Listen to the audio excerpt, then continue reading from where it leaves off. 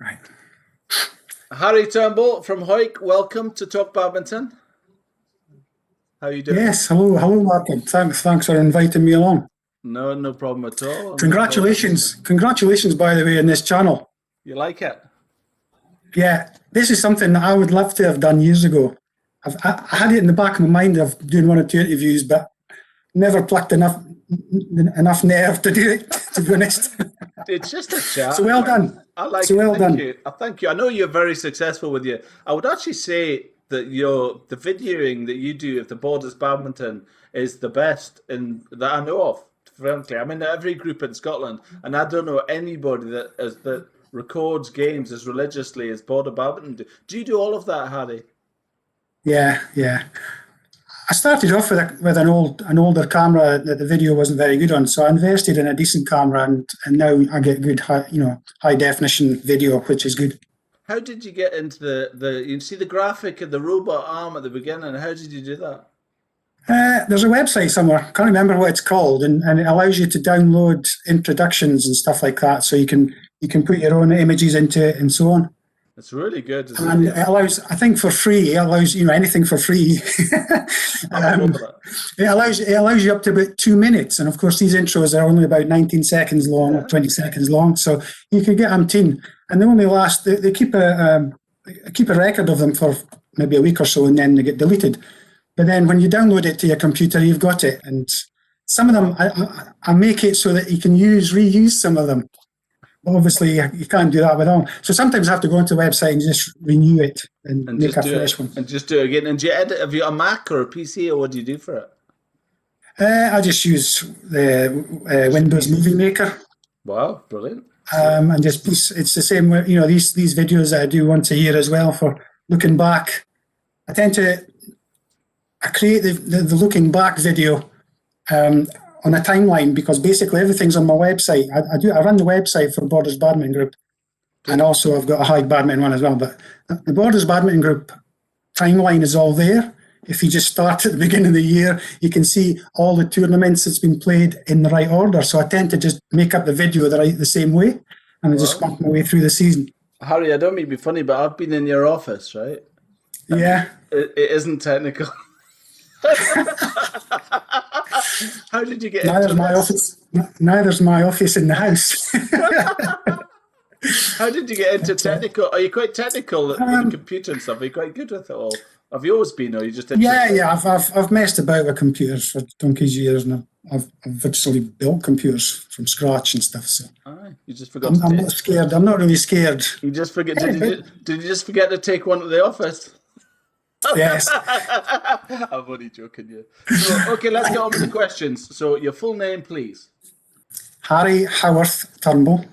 Wow, what's that? Haworth. How do you spell that? Haworth. H-O.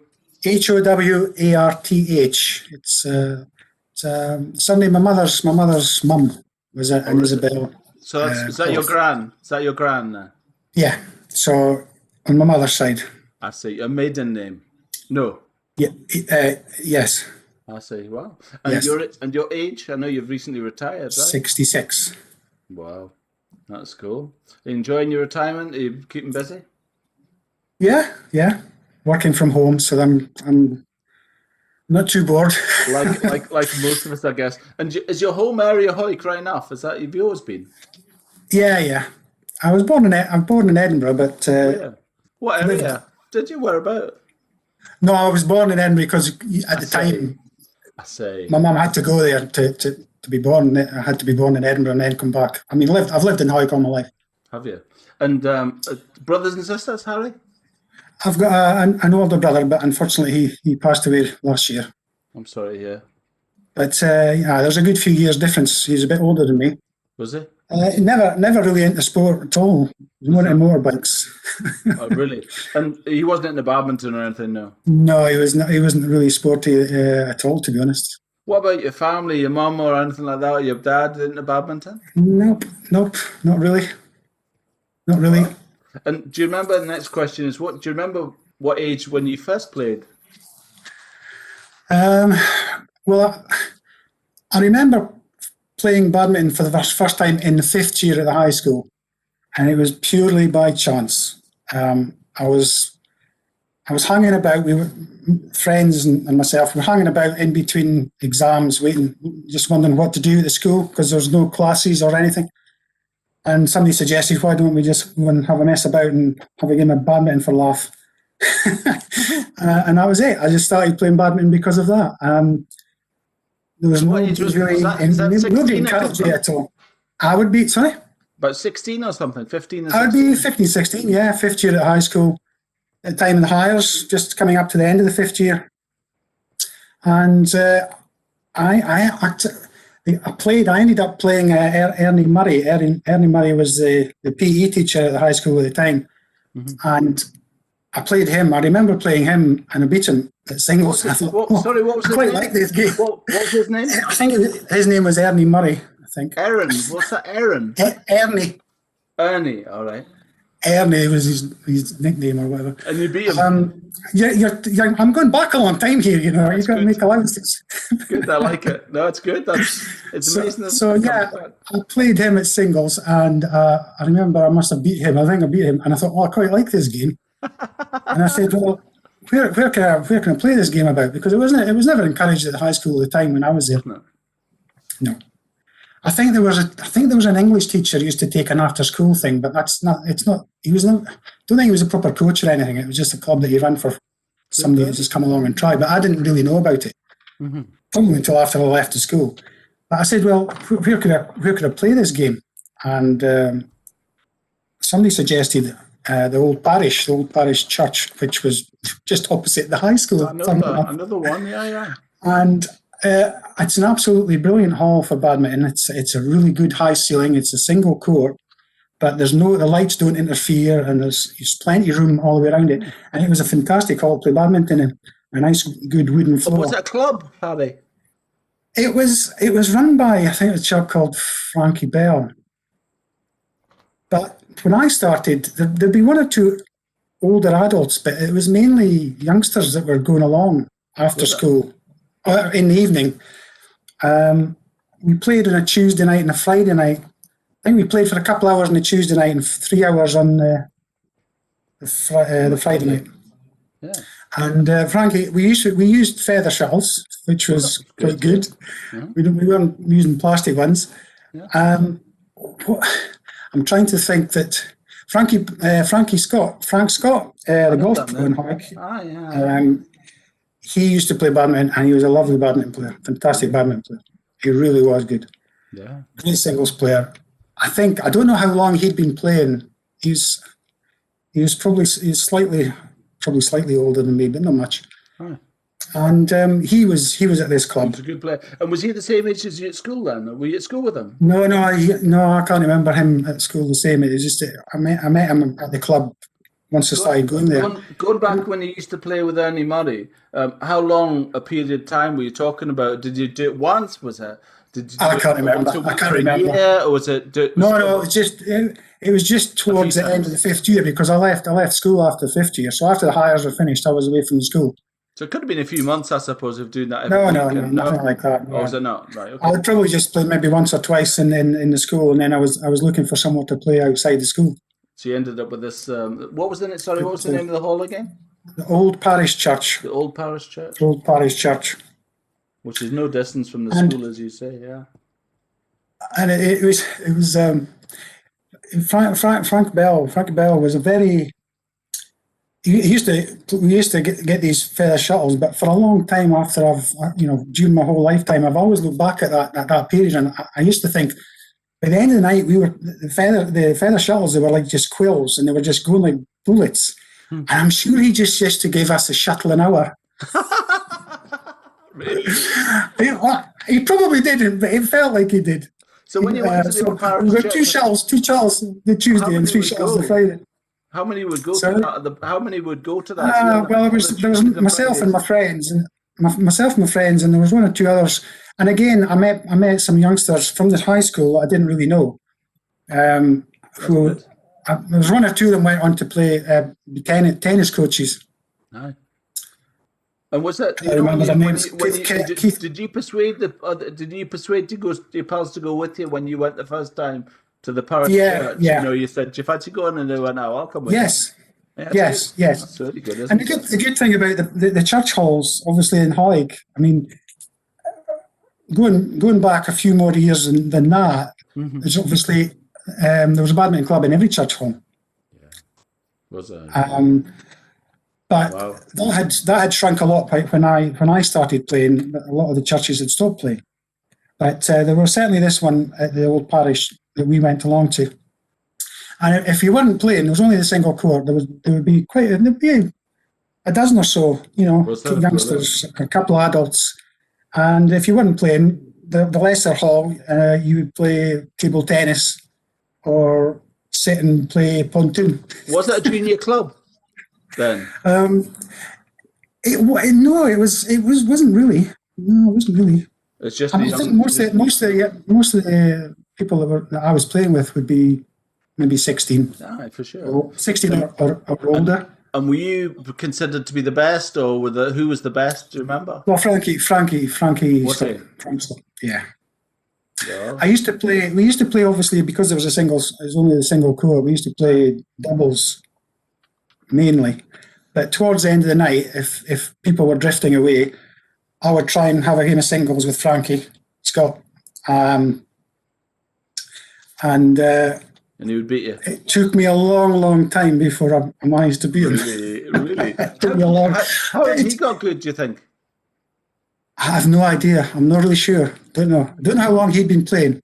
But unfortunately, that he coming onto one of your questions was to do with your first tournament. Right. It's Frankie Scott that got me entered into my first tournament. Stop there. We're going to go backwards, right? I'm going to go. I need to follow the routine, right? We're going to go. I'm going to stop with the questions as they come. What age when you first played? We said 15. Yeah. What 15, 16, yeah. 15, 16. Why and where did you start? Why and where did you start playing? I think we've got that from high school. Frankie yeah. Bell. Probably Frankie Bell, right? Do you think? Yeah. Quite influential guy, isn't it funny? Well, Frank Scott was the guy that was. Frank Bell was the older player, and he would play. He did play, but it was Frankie Scott that was a really good player. In fairness to Frank Bell, he, even if it was the first week, whatever happened when you went there, you enjoyed your time with him, and you wanted to pursue yes. And you wanted to pursue it, which is great. He was a great. Yeah, it's good. He was a great character. Yeah, he was a great character.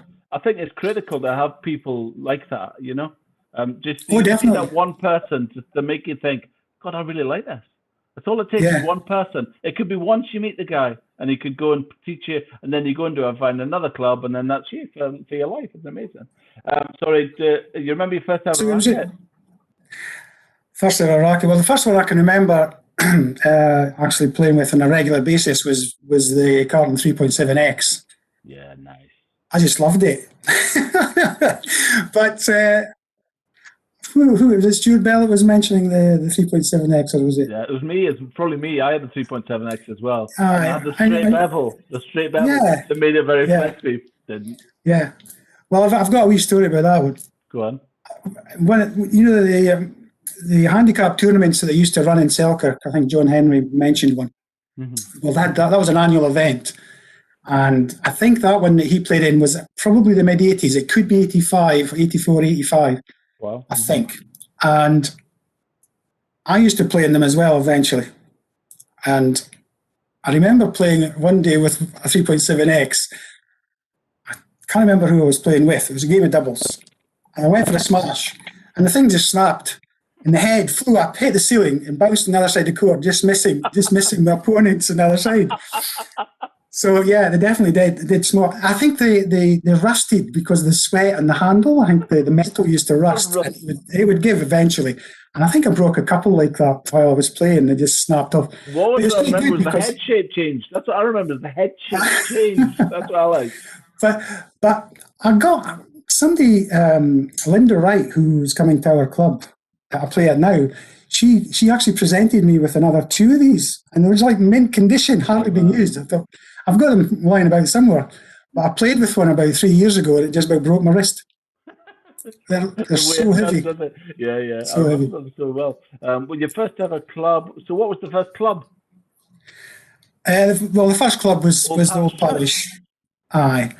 But soon after, I can't remember exactly how much time I played it, how long I played at the Old Parish, but I think Frankie Scott arranged for a sort of friendly game against another church team in Hawick, which was Wilton Church Hall,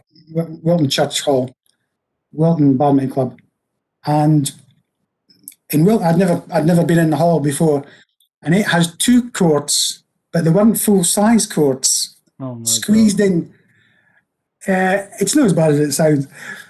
Squeezed into the hall so that you had 2 courts instead of 1, because eventually, after I played this friendly, I remember I must have just decided we started going to play there as well.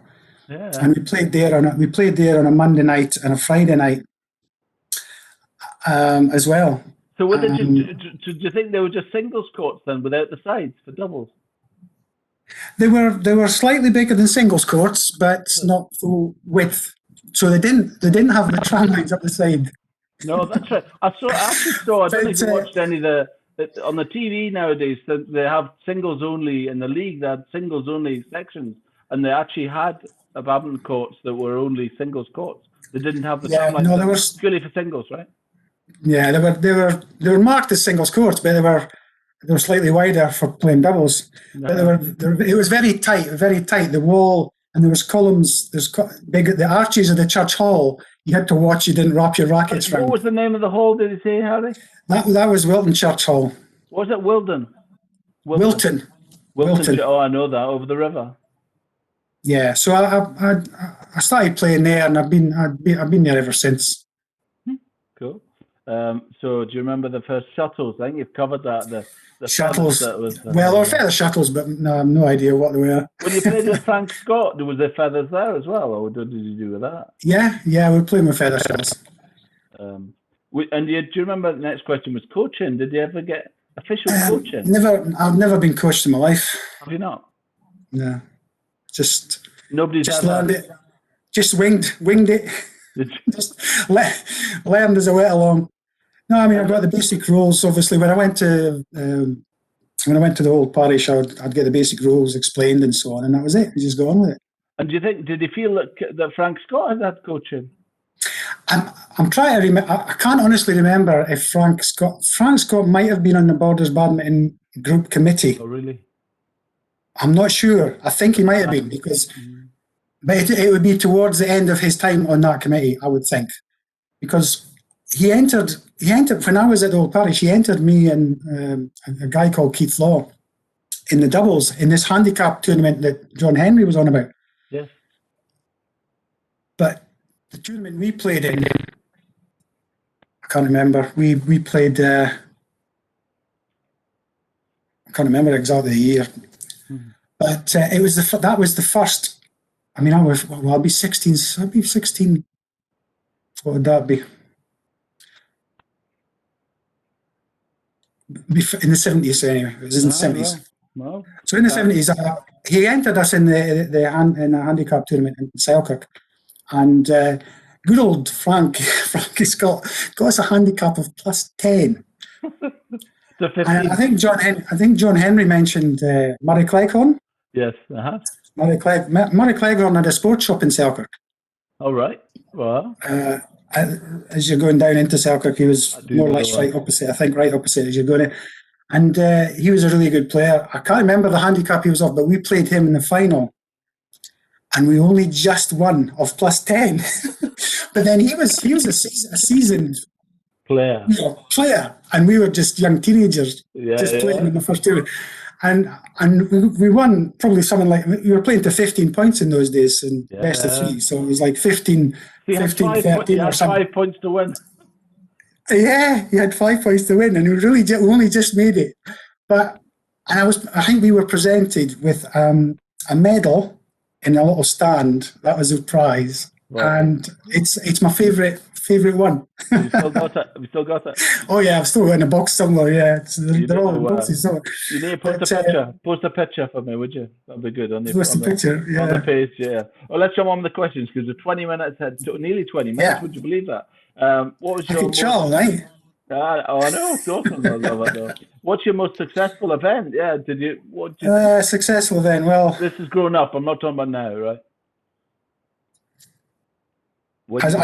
Well, when we became a Hawick Badminton Association in the mid '80s, we had our own Hawick tournament, which was quite well attended, and it went from Monday to Friday, so it was quite well attended. I was just going to show you. Yeah, that was the magazine that you made. I used to produce these lucky program numbers at the bottom. What? To do a draw. And would you sell that? You'd sell them, would you? We would probably sell them for maybe, I don't know, 10p or something. 10p or something, yeah. But there was, that was around the time that for a few years before the Badminton Association started, Wilton used to enter in the leagues that John Henry was playing in. Right.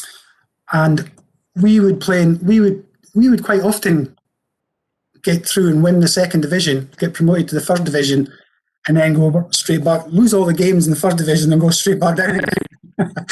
So it was nice that we had people like Ian Johnson and Michael Aiken and myself. There was a guy called Scott Beattie who arrived on the scene. He came from Edinburgh. He came down from Edinburgh, and he's a postman in Hawick at that time. He was absolutely electric, and I was fortunate enough to play with him as a partner in the 85, 86, 87 time. And we also entered the handicap tournaments of -17 as well, and one of the handicaps of -17. But we came back the following year and they gave us -17 one hand. What's that mean? You only got one serve to their two. So, needless to say, we got beaten the first round. I remember when that was quite a good. The ones we played in the final was Ian Johnson and Michael Aiken. Right. So yeah, so I produced these brochures, but there's one of them I was just going to mention inside. There's usually a bit of a write-up from the secretary. The club secretary was Margaret Spalding at the time.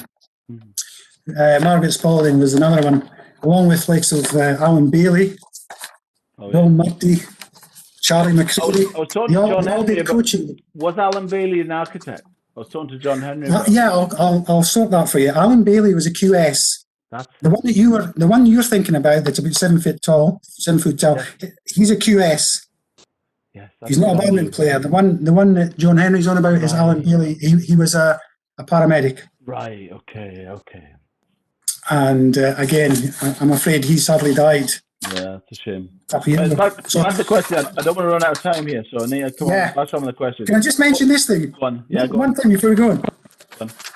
He's got in this brochure in '86, the write-up from Margaret Spalding.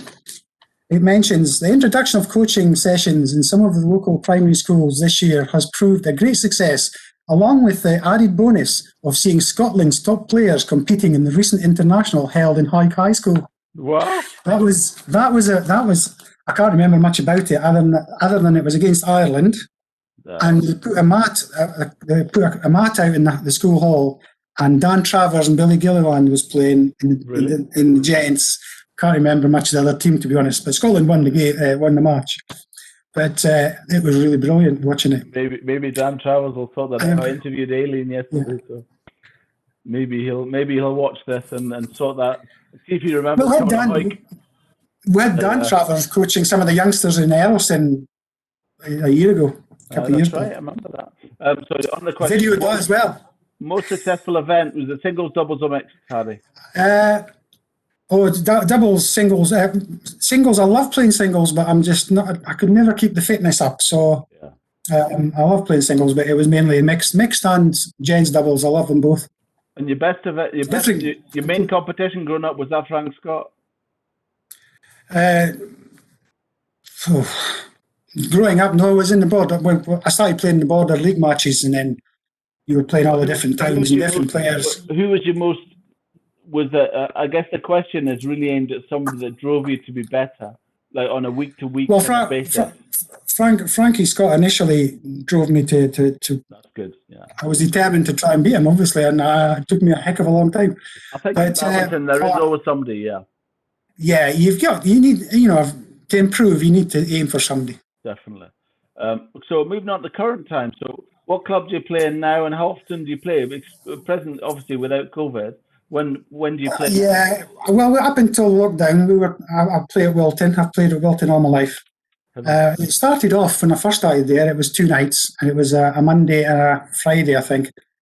Sorry, Monday and a Wednesday, and then the church took the Wednesday off us for another club, and we went to a Friday. But then, obviously, a lot of the adults would socialise on a Friday night, so that died away, and I started a coaching session on a Friday night. So that's when I sort of started coaching, coach my daughter. How long ago was that, Harry? I think my daughter would be 6 when I first started, so I think it would be 91. That's brilliant. And do you still get 91? I started coaching. Sorry. So do you get many people in that now, or do you still do? No. Well, I've retired a year ago. I stopped coaching at Hawick, but for a long time I coached at Wilton. And then I went to the high school. Colin Blakey joined me as an instructor coach, and unfortunately he died suddenly when he was really young.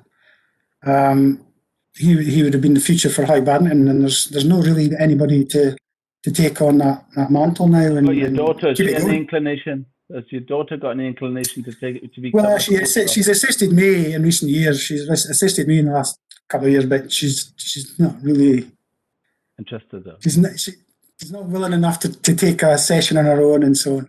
But she's quite happy. I think did you ever have coaching as such, or you never had coaching? But did you ever get coaching badges and that kind of thing? Yeah, I got an instructor badge when I was in '85. Alan Bailey wanted us to try to encourage as many of the younger players or players. Actually, when I was in '85, I'd be about 30, in my 30s, early 30s. But in '85, I got the instructor's badge. But I didn't really coach until seriously myself until about 91. Badminton Scotland are very, very keen to get people qualified, and young people especially now.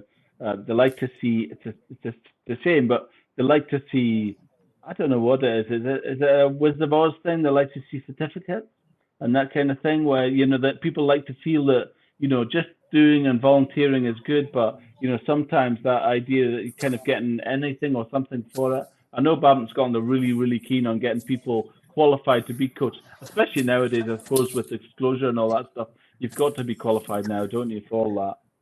Yeah, I think it's a lot more. It's a bit more long-winded now as well. Nowadays, you've got the instructor badge allowed you to coach on your own, whereas a level 1 doesn't. That's right. A level 1 advanced does, and so on. Yeah, that's right. I think there's definitely a progression you've got to go through for sure. Going on, so we're 28 minutes in. So, your current racket, would you play with now? My current racket. Mm-hmm. I've played with Carlton rackets all my life. So the one that I use now is basically it just got Carlton Classic on it, 95G. Nothing special. I'm not. Oh, you're not big on. You're not. Are you still there? Hang on, I've lost you. Have you? Okay, I'm still here. Something. There you go. You maybe got to sleep, sir. Carlton Classic 95G. I don't know what it's. Obviously the weight, that 95 grams, I guess. Yeah, it's not. And funnily enough, I've got a couple the same. But you get used to one racket over another one, and they're supposed to be the same weight. But there's one that I prefer over the other. I change mine every 2 years. 2 years probably, something like that if I can.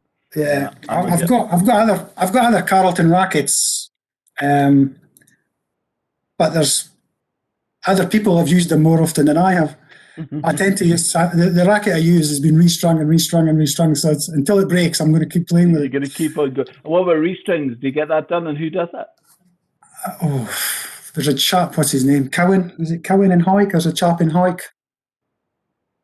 I don't use them very often. You see, I don't snap my strings very often. Do you know what tension you get?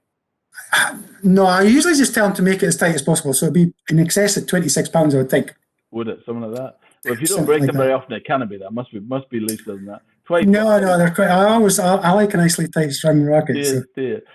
What tension do you prefer? That's that question. How do you manage family life? Obviously, is it just your daughter you've got? Is it Yeah. just your daughter? Yeah. And she loves badminton, right? This lockdown's really doing her in. She just can't wait to get back play. She's one of the group that she would play at Wilton, but she also goes to St Boswell's. She's one of the ones that goes to St Boswell's. On the Wednesdays, is it? Do you St never go Boswell's there? is the place to go. I know. Do you go there? No. No. I'm lucky enough to just hobble about on a Monday night. My playing days are just about finished. It's funny. I mean, I played in Berwick-upon-Tweed, and at the time when I played in Berwick, it was loads of villages and towns and all that stuff, and all the borders coming over. But you wouldn't really see people from Hawick because the scene, if you like, was massive. I remember it being massive, and occasionally you would get couples, and if you had open tournaments, people occasionally, in a couple of times in the season, a group would come over from Hawick. But obviously Hawick wasn't in the league even with Berwick. I don't think. I think there was so much badminton, Hawick, Selkirk. Everybody just stayed over that way. When now it seems to have, like Berwick-upon-Tweed, people come to Elphiston from Belford and Northumberland. It's incredible how far people travel to play. Don't you think? Yeah. Well, I mean, from the mid '80s, I mean, obviously there's been a big decline. I've seen a big change in the numbers that were playing the game, and eventually, when Jedburgh was in recent years, it's basically just been the four teams: Jedburgh, Duns, Berwick, and Hawick. Mm-hmm. But I think Stuart Bell mentioned the fact that we were struggling to get a team for a long number of years. We were always struggling to get six players to play in a game, and I used to have to scramble about the borders to try and get players to play. I used to phone from people from Langham to Berwick to try and get a game to play in a border league match. I wonder why that is. Why was it? I don't know. Why was it so popular in the 80s and it's suddenly not so now? I just don't understand. Well, I have the way that I see it. I think basically, there's nothing for the youngsters, especially in Hawick nowadays. There's nothing for the youngsters to stay around for. So once they leave school, go to university, you're never going to see them back in the town. So as your players that are coming to a club get older and older, the club's going to die because there's no young, fresh players coming in. Yeah. Obviously, the mill was there people in the mill that played badminton? Do you think? Yeah, well, obviously the mills have been in decline, obviously for years and years as well. So apart from the mills, there'd be nothing really for youngsters that were going to university to get a degree in something. There'd be nothing for them to come back to Hawick for. But the mills and things must have brought players down from other areas. I mean, how many people did Pringle used to hire and employ in Hawick? Sorry. Yeah. Look, it was 1,000. I mean, 1,000 people, right? Yeah, but I could count on one hand probably how many youngsters are still in Hawick that I've coached over the years. Really? Yeah. It's a shame. You wonder. I mean, that's part of the incentive to do that. Yeah, and of course, what Hawick suffered for a number of years, the other towns are suffering now as well. I mean, 2 years ago, we had to cancel the border league matches because everybody was struggling to get six players. From Berwick and Duns, we were all struggling. So we were finding that we were having to cancel more and more matches. So we just made a decision to stop. Yeah. And that's when Stuart Bell and I suggested, why don't we try and get something for all that would cater for just about anybody that wants to play in a handicap sort of event, and try and encourage more people back to playing. You don't need to be super competitive, but but you wonder if it's reversible. But I guess naturally and organically, for those people that are in Elston and that go to St Boswell's and Elston, then they get to meet other people that live in the same town as themselves, and then they start meeting up and going down to the local centre in Jedburgh, for example, or Kelso, for example, or that kind of thing. And then before you know it, it could be reversed, where you could get six people playing regularly every week, and they're still going to St Boswell's on a Wednesday, but maybe on a Monday they play in Jedburgh, you know what I mean? And then gradually it reverses and goes back to being a regional, local thing, I think another thing is, as far as Hawick is concerned, I can't speak for other towns, but in Hawick, when we had the Hawick Badminton Association formed, we had people like Alan Bailey, Margaret Spalding, Bill Murdy, Charlie McCreary going into the primary schools And if you as a primary school kid, I had my mum showing you how to play rugby, and we had these players going into the schools because the schools weren't doing it. The primary schools weren't showing the kids the game, and the high school's the same. The high school, even now, they have a passport thing, so it's designed to let the kids see different sports, which is at least something. But I remember a couple of years ago, my son was at. Do you remember when the Olympics was on, and they had I think they had, I can't remember. It was called a gold star thing or something. And what they did was it was a brilliant idea. And what they did is had all the different sports that were in the Olympics, including random judo, fencing, squash, badminton, football, basketball, all of these, like every sport basically. And they got a gold star for trying each sport. And literally everybody was going to school saying, "Have you got this badge? Have you got that badge?" And it was amazing. It was really, really good. Yeah. Well, that's the idea of this passport thing. You get the coach to sign it and date it and so on. So at least the kids are trying different things. Because when I was at high school, there was none of that at all. I mean, there was something, like I say, I just got into badminton by chance. Yeah. I remember doing archery. Loved that. Not archery. Fencing. Yeah. Fencing. Loved Fencing. that. Fencing. When did you get fencing? Have you ever done fencing? I mean, anyway. What's your favourite event now? So is it doubles when you play? Well, doubles, yeah. I mean, I'm at an age of singles. My singles days are finished. Don't know about that. And who is your partner? Oh, I don't. I play with anybody nowadays. Anybody that'll play. I don't. I stopped competing. I've stopped competing. I've even stopped playing in these handicap tournaments. I basically just help. I organise it and take the videos and help Stuart. Stuart runs it on the day, and I organise it. I try and get the players to come along and so on. Back in most recent times, who do you think when you think of your badminton career? Who is your best ever partner? Best ever partner would be Scott B, without a doubt. Really?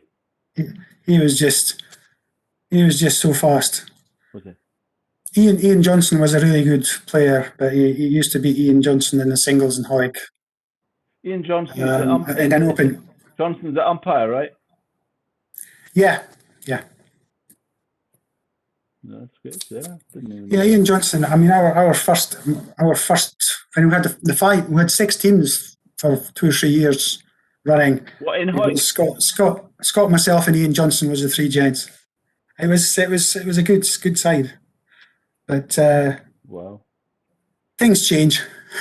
But Ian, Scott was really good, strong player, very fast. Is he still about? Yeah, I think as far as I know, he still lives in Tweed Bank. Oh, does he? He had heart surgery. He was getting blackouts and so on, and he had to go. He had heart surgery, but no, he's still a postman, still in the postal service. No, good. And do you feel as competitive now? Second last question: do you feel as competitive now as you ever did? Of course. Of course, I love that. No, I try. Yeah. Do you get aggressive? My legs are not do exactly what I want them to do now. Do you get aggressive? When I was younger, yeah, I was didn't like to lose.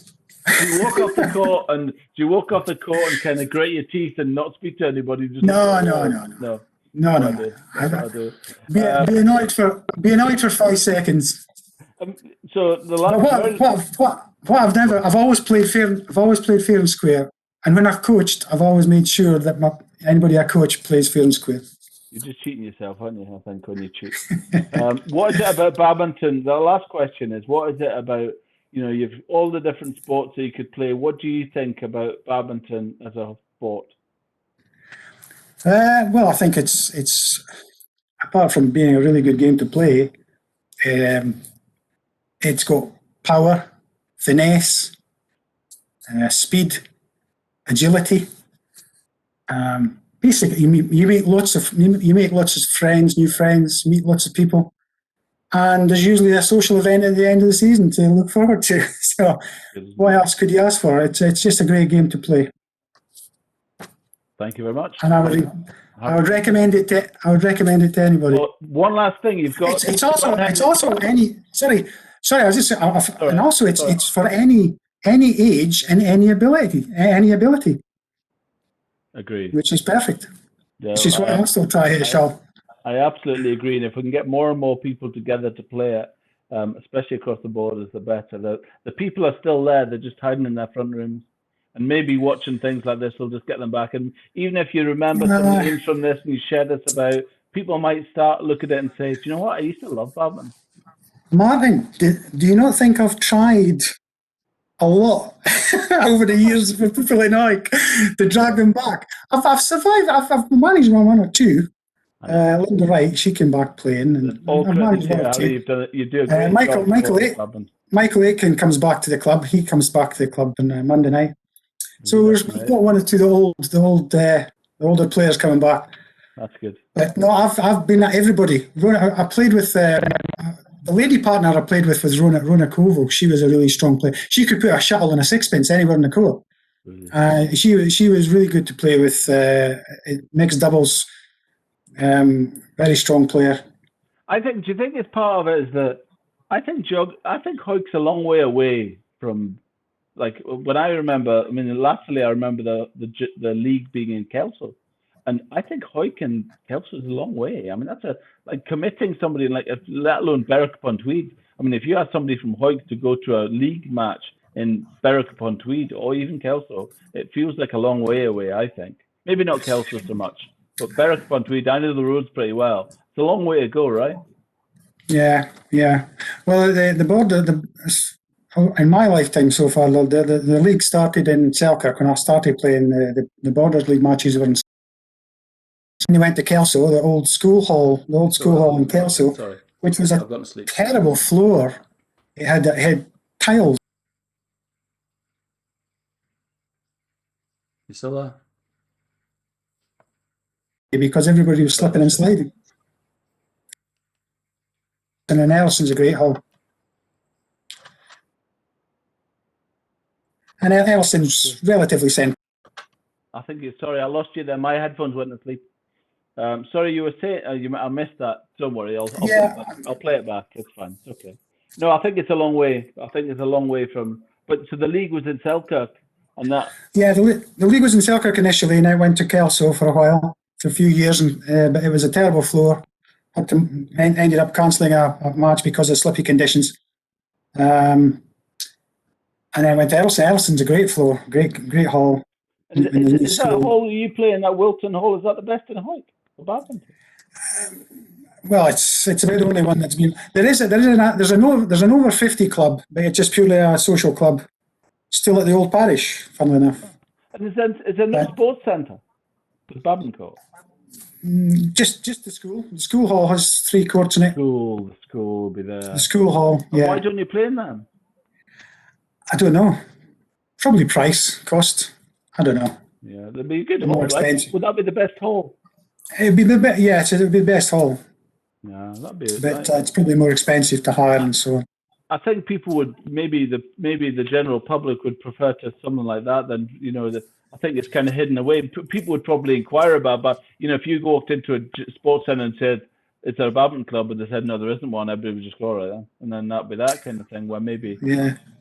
I don't know. We were quite fortunate. I coached a lot in the school hall. We did a lot of coaching there, and we would have Colin Blakey and I would organise a festival once a year every November time. And all the P7s, the sports coordinator would arrange for a lot of the P7s, so different primary schools to come into the hall for a badminton festival once a year and so on. But yeah. That's good. Well, thank you, Harry. That's been really appreciated your time. We're out of time now, so that's awesome. So with thanks from Talk Badminton, and I reckon from the whole of the Borders badminton scene, thank you for all of your efforts. I think you're very, very. Your name is everywhere for badminton the Borders. Well, when we get the tournaments up and running again, get your name in. I can't play badminton, Robert. Nice to see you. Okay. Cheers, man. Thank you. Ta-ra. Thank you. Ta-ra.